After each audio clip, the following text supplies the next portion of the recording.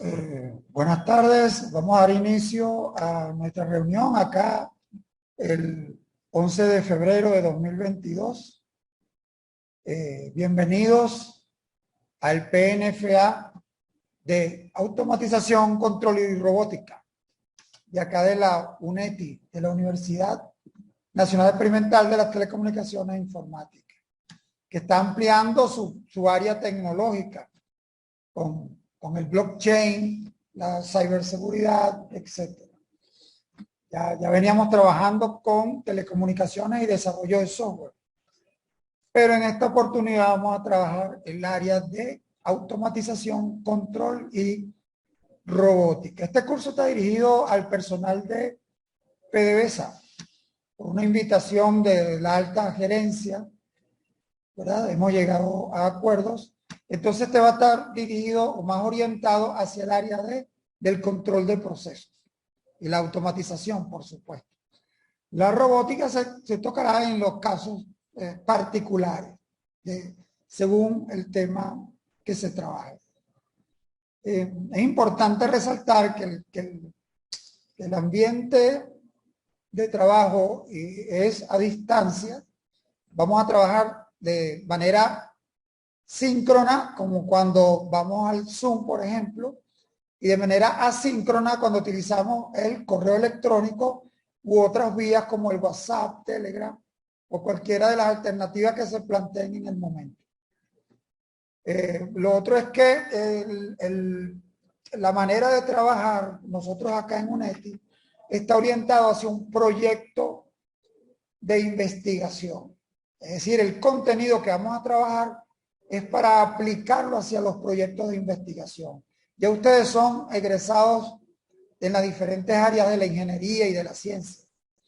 Por lo tanto, nuestra preocupación no son evaluativas a nivel de pregrado.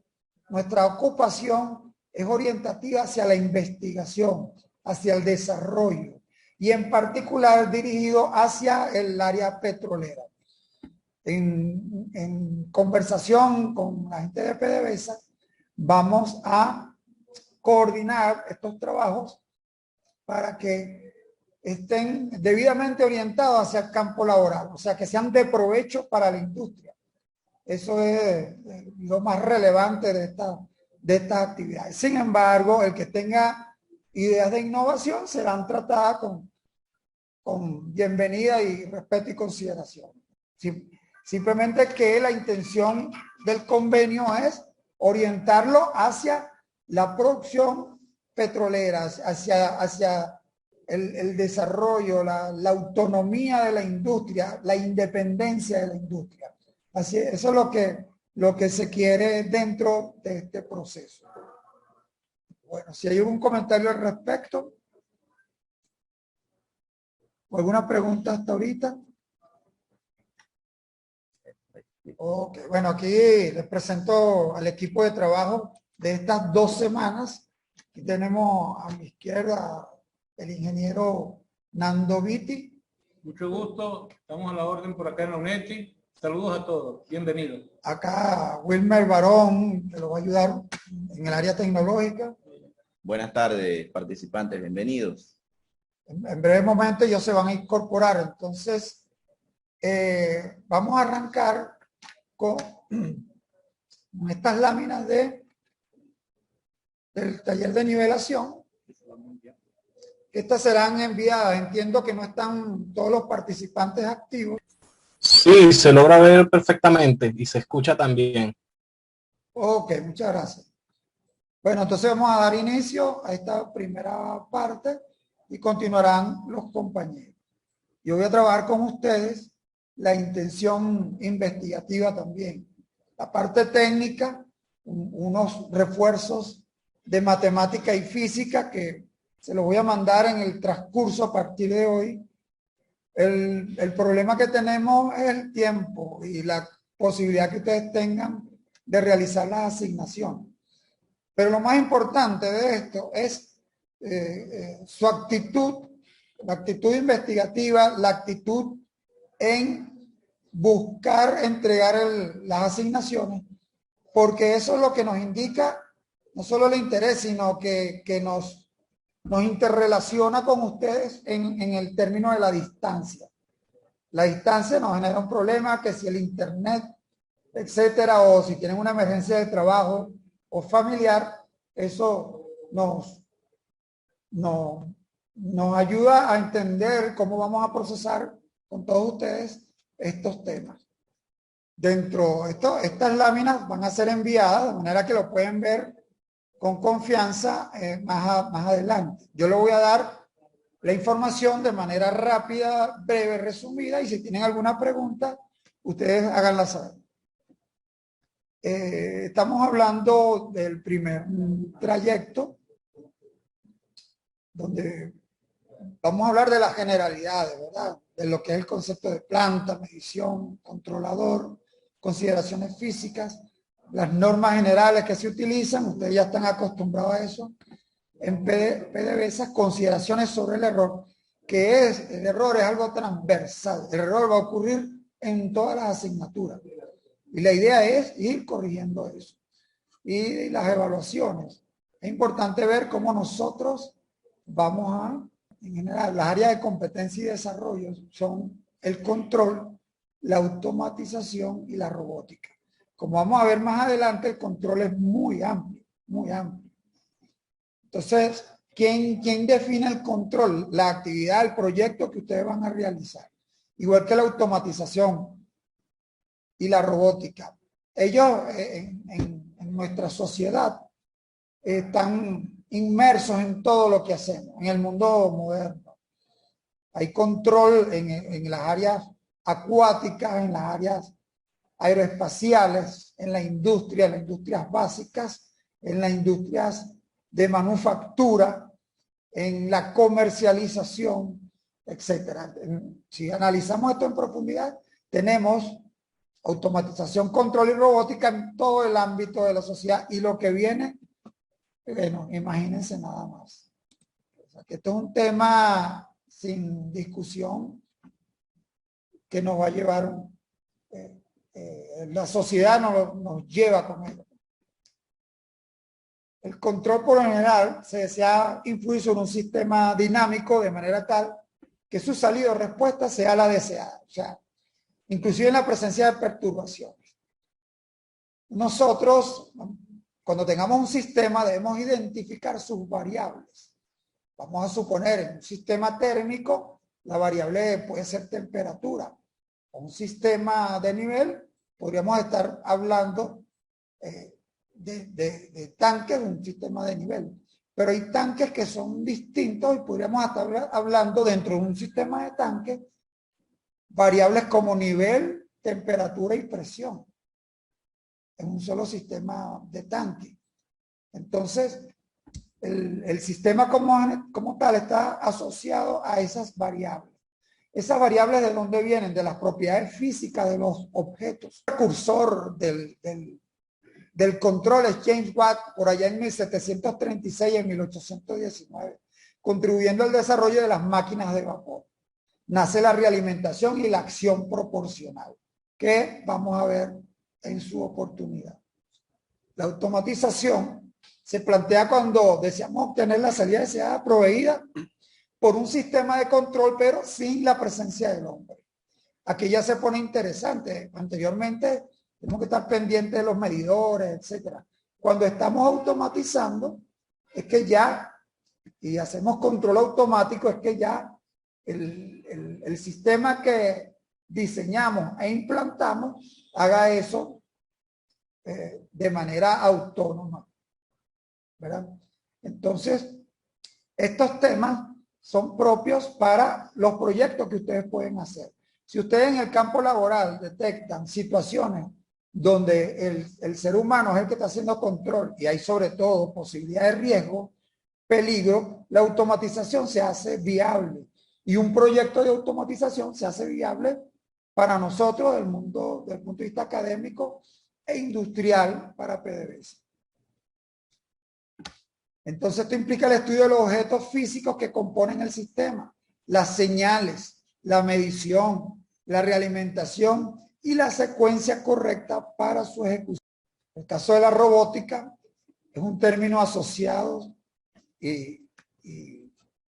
a elementos electromecánicos que pueden imitar movimientos o acciones de características humanas.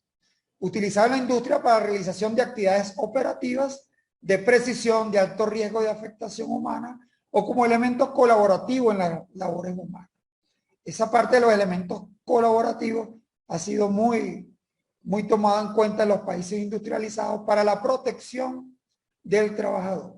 Las posibilidades robóticas y de automatización y fundamentos en el control son casi infinitas.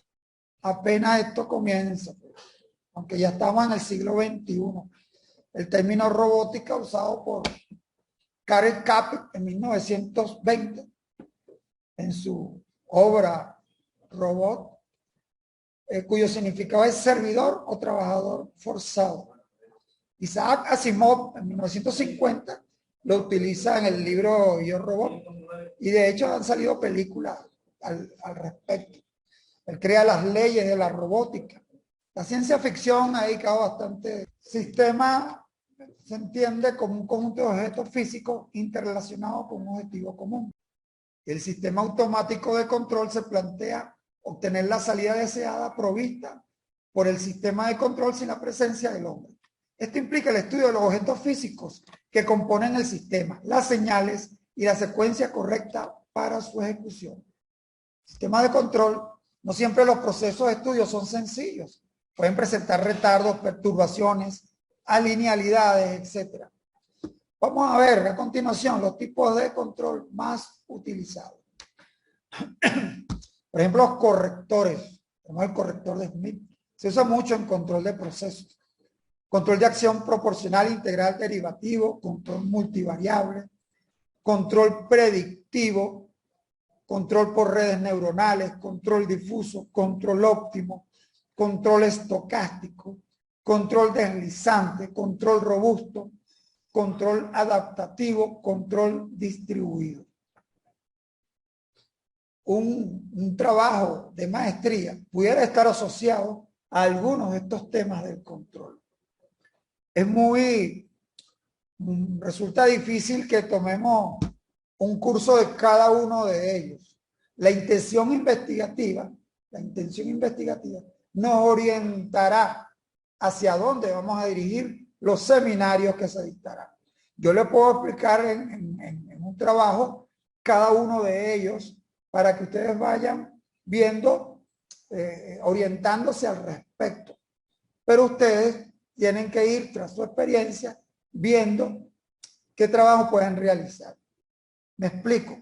Si ustedes tienen en planta un proceso como el PID y no es eficiente y ustedes quieren hacerlo más eficiente, podemos estudiar uno de estos métodos para ver con cuál lo haríamos. Y eso hace factible el trabajo o el proyecto de especialización y maestría. A eso es lo que me refiero. Que si investigamos con tiempo cada uno de estos tipos de control, podemos orientar el trabajo existente en aras de mejorarlo, de buscar una mayor productividad dentro de los procesos de la industria. Modelo, existen diversas definiciones y conceptualizaciones relacionadas a este término. Ingeniería, vamos a utilizar el término modelo como la información acerca de un sistema de manera tal que permita el estudio del sistema. Esto quiere decir que nosotros, las características del sistema, lo vamos a convertir en información que permita el estudio del mismo.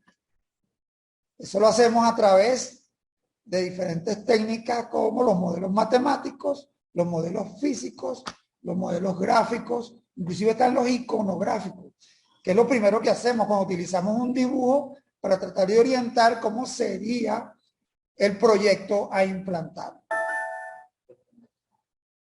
Veamos entonces la estructura del modelo en este sentido. Tenemos el modelo iconográfico.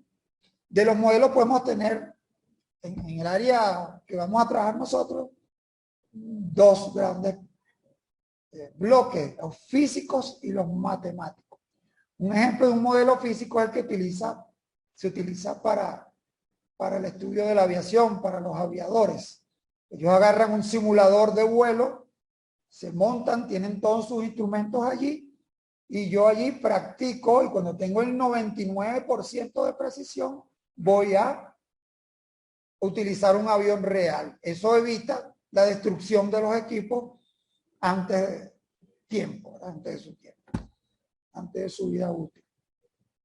El modelo matemático nos permite hacer estudios en el papel, y cuando nos referimos a los modelos estáticos y dinámicos, los modelos estáticos, digamos, cuando no hay movimiento, y los modelos dinámicos, cuando hay movimiento. Los estáticos tenemos, por ejemplo, cuando son modelos estructurales.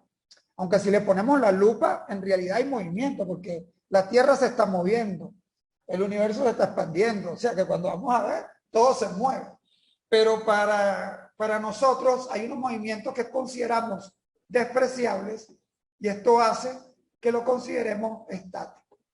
Cuando hablamos de dinámica, los modelos estáticos generan matemáticamente ecuaciones lineales, y los modelos dinámicos generan ecuaciones diferenciales. Y allí el por qué debemos repasar ese tipo de estudios. La manera de resolverlo, tenemos dos modelos analíticos, ¿verdad? Por ejemplo, cuando yo resuelvo una derivada, una integral, lo estoy resolviendo analíticamente. Y la otra forma de resolverlo de manera numérica, cuando yo uso, por ejemplo, el método de Simpson para resolver una integral. Estoy utilizando un método numérico. ¿Y qué es la simulación? Veamos rápidamente esto. Basado en esta estructura, la simulación, véanlo acá con el ratón, es la solución en forma numérica de un modelo matemático dinámico de un sistema. Quiere decir esto que cuando yo hago simulación, estoy trabajando los modelos matemáticos que representan el sistema. Eso es lo que estoy, a través de métodos numéricos. ¿Vamos a trabajar nosotros esa parte? Estrictamente no, pero debemos conocerlo, porque cuando yo voy a trabajar con un simulador, con un software de simulación o un paquete especializado de la simulación, el paquete me va a preguntar cuando lo estoy configurando qué método vas a utilizar. Bueno, si yo no sé nada de eso, obviamente no sé qué botón apretar. Entonces tenemos que instruirnos sobre los diferentes métodos que se utilizan en la simulación de sistemas. Entonces, exactamente, entonces ya ahí caeríamos entonces en la simulación por computadora. ¿Verdad? Tenemos programas de computación, el modelo ya transformado, se convierte en un algoritmo y se programa en una PC. También hay computadores especializados con procesadores numéricos que le dan viabilidad a este tipo de desarrollo. ¿Con qué software vamos a trabajar nosotros? Posiblemente con MATLAB, SYNLAB, el Octave, entre otros. Las casas industriales, todos los equipos industriales que se adquieren, deben venir con un simulador y deben venir con sus modelos matemáticos. ¿Qué ha pasado últimamente en la industria?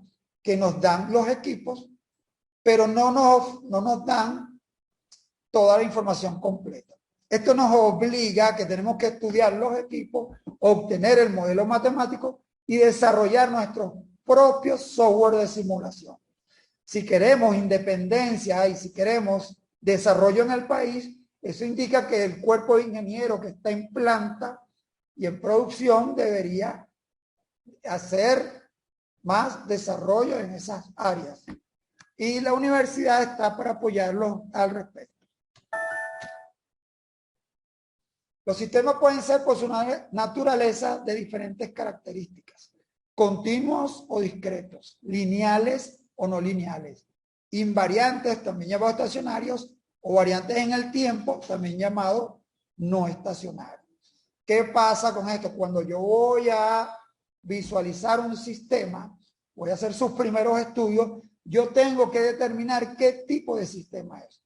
Esto es como una primera tarea que van a hacer. En generalidades, ¿no? Yo tengo que, cuando yo veo un sistema, ¿qué tipo de sistema es? Eso lo vamos a ver en el primer trayecto. Cuando es continuo o discreto, cuando es lineal o no lineal, invariante o no, o variante en el tiempo. Sistema automático de control, entonces, se plantea obtener una salida deseada, provista por el sistema de control sin la presencia del hombre. Esto implica el estudio de los objetos físicos que componen el sistema, las señales y la secuencia correcta para su ejecución, como lo habíamos mencionado. En la industria, para lograr estos objetivos, no se hace de manera improvisada. Esto debe llevarse bajo una normalización. ¿Por qué? Porque lo que hagamos es multidisciplinario y es, aparte de eso, interdisciplinario y además transversal.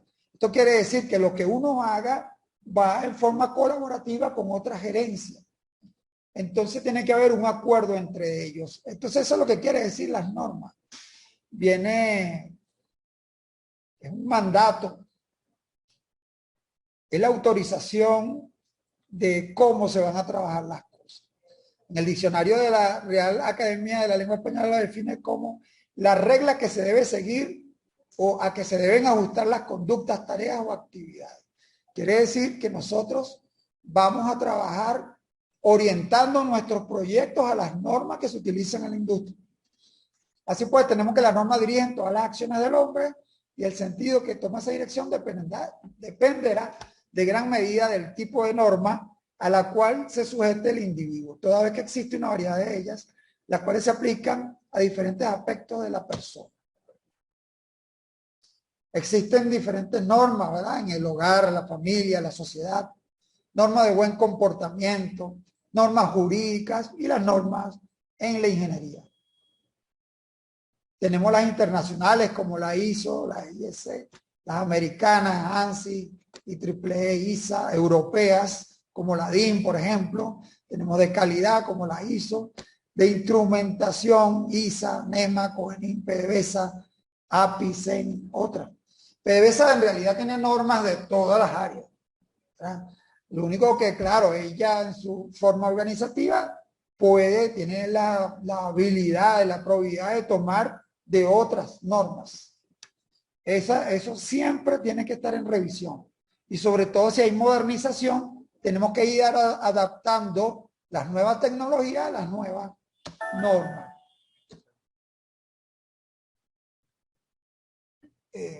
Se emplean símbolos, no se pueden utilizar los símbolos de manera caprichosa. Se utilizan los símbolos que dice la norma, como por ejemplo la ISA, en el área del control de procesos, que es la que más utilizamos.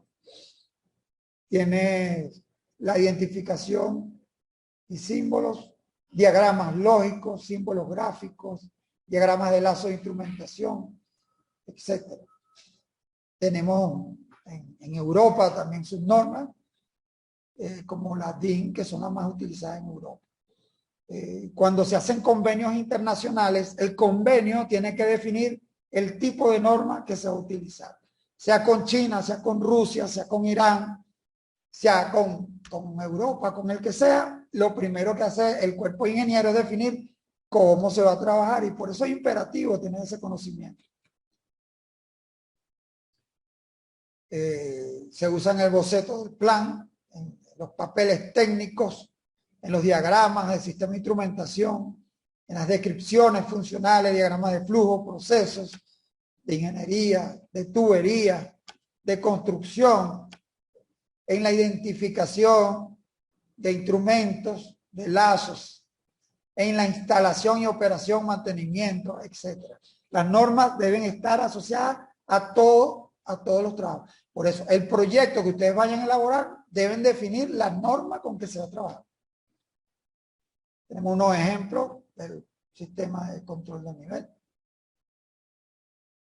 Las simbologías. Los que por alguna razón no tengan asociados a esto, es bueno que se comuniquen para ir facilitándoles la información. Repito que yo estoy en convenio con PDVSA y esto significa que PDVSA nos va a ayudar a la orientación de la parte normativa con que ellos desean trabajar. En la parte de instrumentación y control industrial tenemos el análisis de sistemas. Contempla planificar, elaborar y coordinar los procedimientos automáticos y o manuales asociados a los sistemas. Se estudia la factibilidad técnica, la combinación de las gerencias, el costo. En general, el control automático, el ingeniero descompone un sistema complejo en su parte más simple para realizar en los diversos estudios. Entonces, de ahí es donde cuando nos vamos hacia el análisis, cuando hablamos de análisis, estamos haciendo parte de esa descomposición. Un sistema lo dividimos en subsistemas y empezamos a hacer los estudios. Es posible que un trabajo de ustedes sea de un subsistema, si lo amerita, porque son sistemas demasiado complejos. Entonces, la síntesis de sistemas es el caso contrario al anterior. El ingeniero posee la habilidad de tomar los elementos sistémicos y representarlos en un todo, organizándolos y relacionándolos, obteniendo una relación general entrada-salida.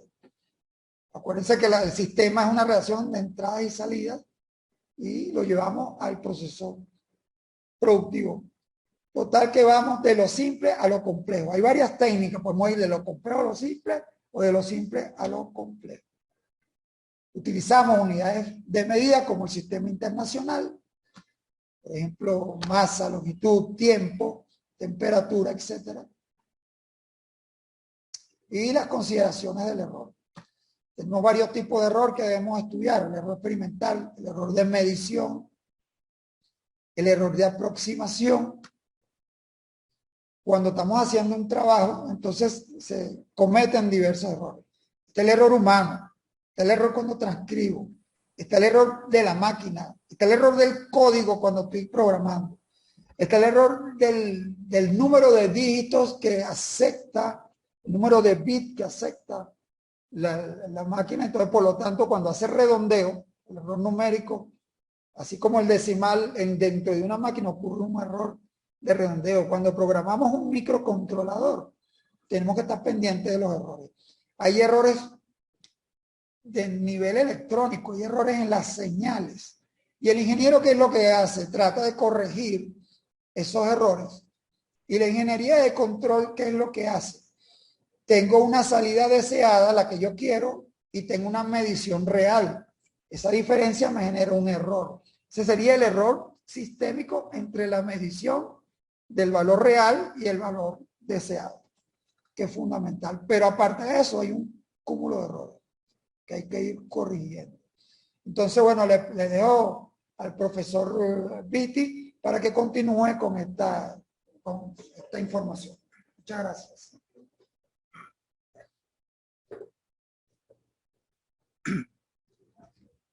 Buenas tardes, amigos. Buenas tardes. Bienvenidos nuevamente. Siguiendo con la presentación, vamos a indicarles que en cada una de las asignaturas que vamos a ver, se trata de cubrir estos tres tópicos de forma secuencial. En cada una de ellas, porque son comunes, ¿ok? Primero, saber los fundamentos.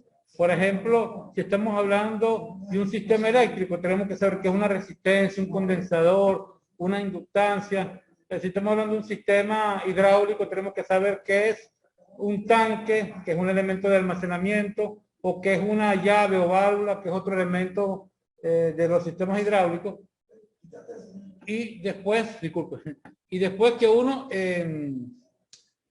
domina los fundamentos, pasamos a entender el análisis. El análisis es tomar un sistema, descomponerlo en sus partes para entender o estudiar cada una de ellas. Y después de que ya hayamos entendido el análisis, es que podemos pasar a hacer el diseño. El diseño es cuando a uno le dan ciertas especificaciones para que se cumplan. Por ejemplo, en sistemas de control a uno le piden especificaciones como precisión, exactitud, rapidez, errores máximos, por supuesto, y con eso nosotros vamos a hacer el diseño, ¿ok? La primera asignatura que nosotros vamos a ver en la carrera se llama Sistemas de Control 1, ¿ok? Ahí vamos a estudiar todos los elementos básicos que conforman un sistema, empezando por la planta. La planta es lo que queremos controlar nosotros, ¿ok? La planta. Y para controlar esa planta necesitamos tener algunos elementos de control que van a actuar sobre ella. Estos elementos de control van a ser los actuadores, van a ser a lo mejor motores, válvulas, etcétera, que van a influir sobre la planta. ¿Ok? Aquí en la entrada tenemos la señal de entrada, o señal de consigna, o señal de referencia, que es la que nos va a establecer qué es lo que queremos nosotros hacer de la planta. Y por supuesto, si la planta se desvía en relación a lo deseado, esa salida es realimentada y esa información es tomada por sensores y esos sensores su señal se realimenta a la entrada para que sea comparada con la señal de entrada, así genera una señal de error y a partir de ella se genera la señal de control que va a corregir el comportamiento. ¿Okay? Eso básicamente va a ser el fundamento del sistema de control 1. ¿Okay? Aquí hay algunos ejemplos de sistema de control. Una lavadora puede ser un simple sistema de control en lazo abierto. ¿Okay? Uno establece el grado de limpieza que quiere de la ropa y al final la lavadora genera esa ropa limpia, lavada con el grado de limpieza que hemos colocado. Vean, aquí no hay ningún tipo de realimentación. Se confía que en lo que se está enviando como orden sea acatada por la planta. Aquí tenemos el sistema de amortiguación de un vehículo, ¿ok? Aquí está el carro, ¿ok? Y su sistema de suspensión o amortiguación formado por un resorte y un amortiguador, ¿no? Aquí tenemos otro ejemplo mediante un tanque de agua, ¿ok? Que se va llenando según esta información de realimentación que se obtiene. Ok, ok, por la voz, sí. Miren, aquí tenemos, seguimos hablando de la parte de fundamento de los sistemas. Aquí tenemos un sistema eléctrico, circuito RC, es un sistema de primer grado porque la ecuación diferencial que produce es una ecuación de primer orden. Aquí tengo un sistema eléctrico ya que tiene una resistencia, una inductancia y un condensador. Es un sistema de segundo orden. Nosotros vamos a estudiar estas ecuaciones diferenciales porque esa es una de las formas de representar matemáticamente al sistema, la ecuación diferencial. Es la forma más pura, diré yo, ¿ok? Después tenemos la transformada de Laplace con sus funciones de transferencia, pero esta es una de las formas más pura de representación. Aquí tenemos, disculpen, un diagrama de un sistema mecánico, como el que habíamos visto antes. Aquí hay un ejemplo del sistema mecánico, el sistema hidráulico. ¿Okay? Entonces todavía estamos en sistema de controles 1. Aquí estamos viendo la parte de modelaje, ¿okay? De los sistemas. También vamos a hablar en el sistema de controles 1 sobre la transformada de Laplace, que es un operador, es una herramienta que se usa para simplificar las operaciones de análisis del sistema y de diseño también, ya que nos permite llevar las ecuaciones diferenciales a modelos puramente algebraicos. ¿Okay? Están las funciones, ciertas funciones típicas que vamos a ver, la función impulso, la función escalón, aquí está la función exponencial, entonces está su transformada en cada caso. Otro tema importante es el sistema de controles 1, es la representación de los diagramas de bloques, del sistema en diagramas de bloques. Por ejemplo, aquí arriba tenemos la función de transferencia G, en este caso que no puede representar aquí la planta más el controlador, la planta más el actuador. Esto que está acá puede representar el sensor. Aquí hay un elemento de comparación. Aquí estaría la señal de entrada, aquí estaría la señal de salida. Otra forma de representar los sistemas es mediante los flujogramas de Mason, donde son prácticamente equivalentes y uno no es mejor que el otro. ¿Okay? Los dos sistemas son bastante parecidos. Aquí las funciones de transferencia, es decir, la relación de entrada con salida de cada punto se representa mediante flechas y no mediante rectángulos. Después, en los sistemas de controles tenemos que estudiar lo que es la estabilidad, el ancho de banda, la sensibilidad, la respuesta en el tiempo y la respuesta en frecuencia. Estas son las características que se van a monitorear o a revisar en cualquier sistema de control. ¿Okay? La estabilidad se refiere básicamente a que el sistema, al ser excitado por una entrada, su salida tienda a un valor, que no empiece a oscilar en forma indefinida y mucho menos que tienda su respuesta hacia el infinito. ¿Okay? También veremos cada uno de los elementos que están ahí puestos. Después, finalmente, los sistemas de control pueden ser simulados con cualquier herramienta. Había nombrado el profesor David MATLAB, Scilab, Simulink, que es un módulo que está dentro de MATLAB, el Octave y otros más. En el diseño vamos a estudiar los diferentes tipos de controladores que existen. Normalmente a nivel analógico o a nivel continuo podemos nombrar al proporcional, al integral y al derivativo, o la combinación de ellos, ¿ok? Dependiendo de qué tipo de respuesta o qué tipo de característica en la respuesta se quiere mejorar, ¿ok? Normalmente se usan las combinaciones de ellos, aunque nunca se usa el derivativo en forma pura, por razones que luego veremos.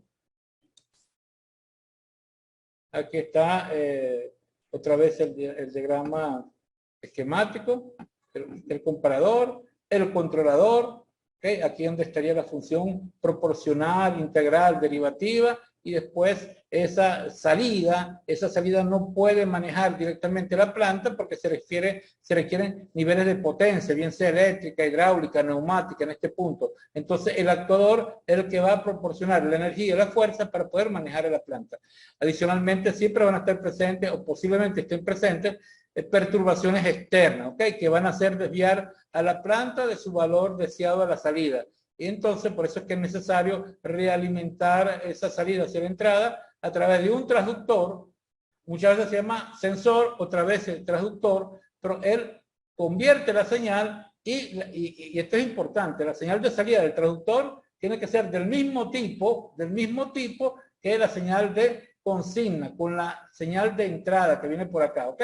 Para que se comparen órdenes de magnitud y de tipo de la misma forma, ¿ok? Por ejemplo, electricidad con electricidad, ¿ok? No, presión de un fluido con presión de un fluido, y así sucesivamente. Ok, aquí tenemos unos conceptos sobre los traductores. Aquí viene como entrada una magnitud física, entonces el traductor lo convierte normalmente en una relación de voltaje proporcional, ¿ok?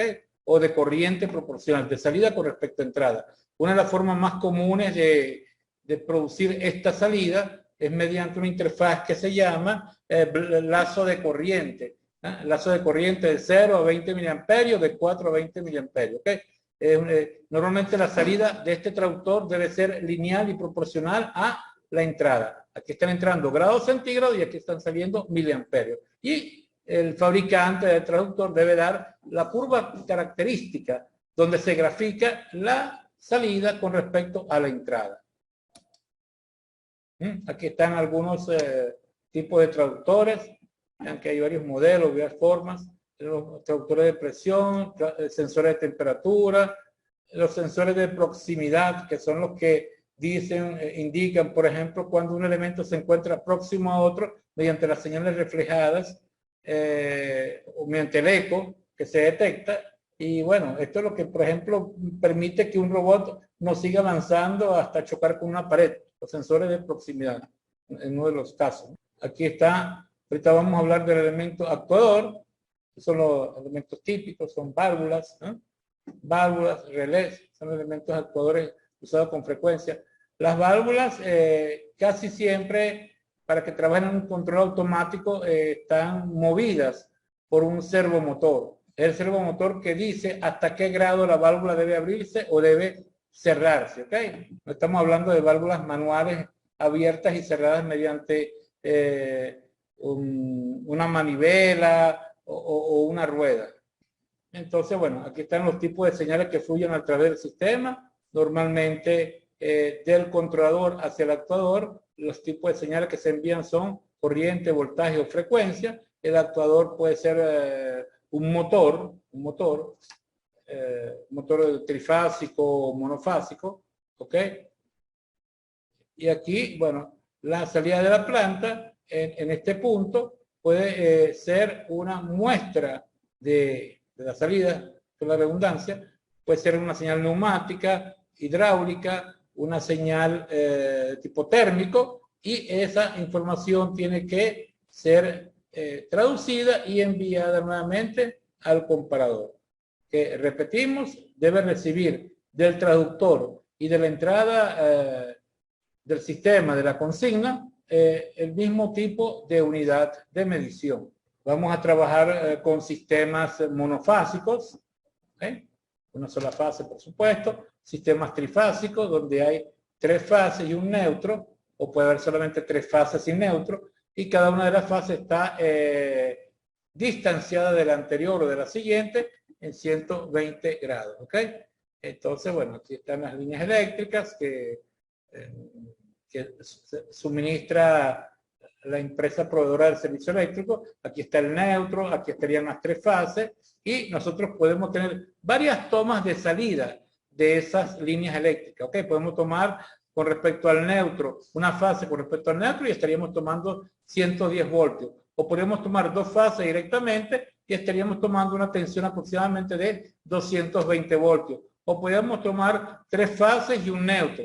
Hay muchas combinaciones que se pueden producir.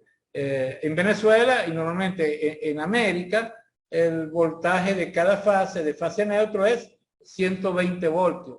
En Europa, el voltaje de cada fase a neutro es 220 voltios. Y eso cambia enormemente las características de los sistemas alimentados.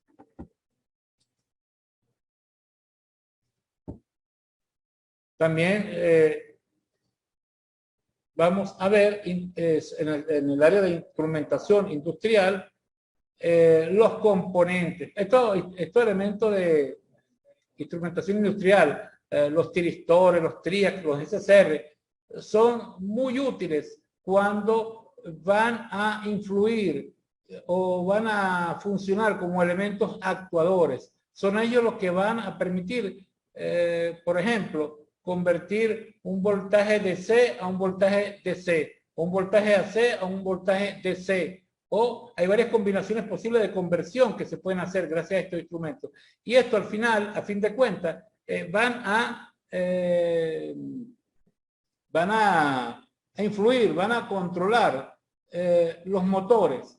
Los motores pueden controlar la velocidad de un motor, el sentido de giro de un motor, y otras características, el torque de un motor, utilizando estos elementos que a su vez van a controlar los motores, y todo ese bloque constituiría el actuador que va a mover la planta.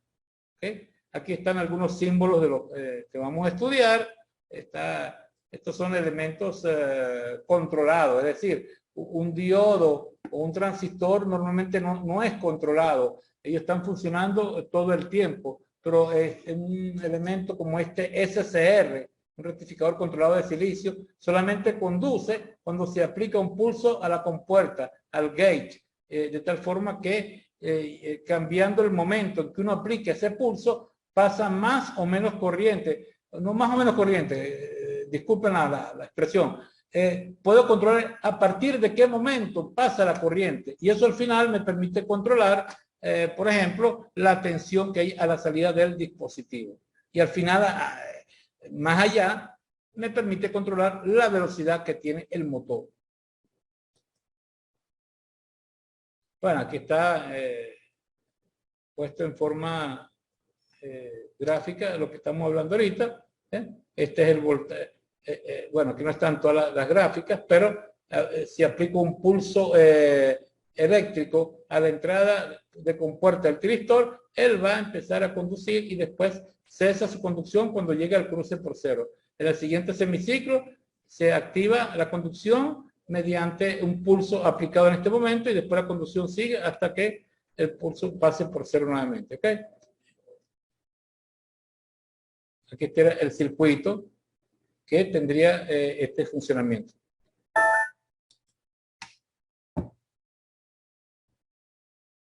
También tenemos que estudiar los convertidores analógicos digitales y digitales analógicos.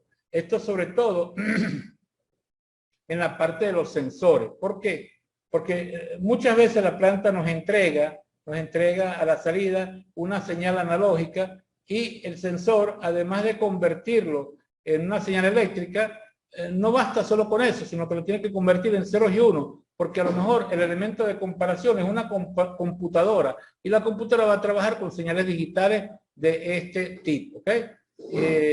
Otras veces la salida de un elemento va a ser digital y la debemos convertir en una señal analógica. Por ese motivo debemos estudiar estos convertidores. Bueno, aquí la idea que había dicho el profesor David era que el centro de este posgrado es realizar un proyecto investigativo individual que sea de utilidad para la empresa, en este caso PDVSA, en las cuales ustedes trabajan, que sea de utilidad para esa empresa y que realmente genere un beneficio en la mejora de los procesos, optimización de alguna variable, alguna característica que se desee mejorar. ¿Okay? Estoy hablando en este instante de la asignación que se va a enviar mañana. O más tarde, depende cómo está el internet por aquí. Entonces, en esta investigación se pide analizar algún sistema, un sistema de control que es una puerta de estacionamiento, ¿no? Analizar una puerta de estacionamiento, el momento de apertura, el momento de cierre y y se explican ciertas características. Por ejemplo, la puerta de estacionamiento, cuando recibe una señal de apertura mediante un control remoto, ya se va a empezar a abrir. Después, cuando esté abierta, iba a estar 5 segundos en ese estado, abierta. Y después la puerta se va a empezar a cerrar después de 5 segundos, ¿no? Y en caso de que aparezca un obstáculo mientras se cierra, entonces la puerta debe volver a abrirse y durante 5 segundos nuevamente, hasta que desaparezca el obstáculo y vuelva a cerrarse. ¿Ok? Entonces ahí lo que se pide básicamente es que hagan un pequeño bosquejo, nada profundo, un pequeño bosquejo de cómo ese sistema, cómo sería ese sistema cómo sería la planta. En este caso la planta es la puerta del estacionamiento. ¿Ok? Y cuáles serían las entradas y salidas que ustedes identifican en esa puerta de estacionamiento para que un control externo pueda tomar manejo sobre él. ¿Ok? Y también hay otro tema, otro punto, que es que ustedes describan, expliquen y detecten las entradas y las salidas de algún sistema inventado por ustedes o que existe en la empresa y que ustedes deseen mejorar. ¿Okay? Este trabajo va a ser enviado hoy durante el final de la tarde. Bueno, amigos, esto es todo. Ahorita dentro de un rato viene el profesor Wilmer Barón. Nosotros, bueno, queremos que nos hagan la consulta sobre las dudas que tengan. Y si hay preguntas ahorita, mejor, las pueden hacer por el chat o activando el micrófono. Por acá los escuchamos. ¿Ok? Buenas tardes. Participantes, ¿están allí presentes? Sí. Por favor, cualquiera que tenga el chat activo, que coloque 1. Presente. Ah, perfecto, perfecto. Muy bien. Ok, ya por allí el profe Nando. Ya déjenme quitarle el compartido de la presentación del profe Nando. Eso. Muy bien, muchachos. Vamos entonces ahora, como yo los voy a apoyar a ustedes en la unidad del entorno virtual. La universidad tiene un entorno virtual que está montado en Moodle, ¿verdad? Ese entorno virtual es por donde nosotros vamos a generar todos los contenidos y todas las actividades de todas las unidades curriculares. O sea, vamos a tener este encuentro sincrónico, como lo dijo el profesor Jaén temprano, los encuentros sincrónicos que son por la plataforma de Zoom, y también vamos a tener los encuentros asincrónicos que van a ser por la plataforma Moodle, en el cual vamos a colgar las actividades y ustedes van a realizar las actividades en ese tiempo que se les deja para realizarlas y las van reportando. Entonces, ya quedaría, si ya para ver, a Misadak. Ok, perfecto. Muy bien, a Gamboa. Ok, entonces nosotros lo que vamos a planificar dentro de la plataforma, nosotros hacemos una planificación en la cual ustedes ingresan, realizan las actividades, las entregan y nosotros vamos consultando y vamos respondiendo por la plataforma, que esa es lo que les decimos la conexión asincrónica. Y vamos a tener siempre nuestros encuentros sincrónicos, ¿verdad? Que precisamente por eso es que estamos en este curso introductorio, en el cual nosotros trabajamos el contenido, vamos a decir, contenido teórico, casos prácticos y algún otro tipo digamos, de dinámica para apoyar el contenido que vamos a impartir, ¿no?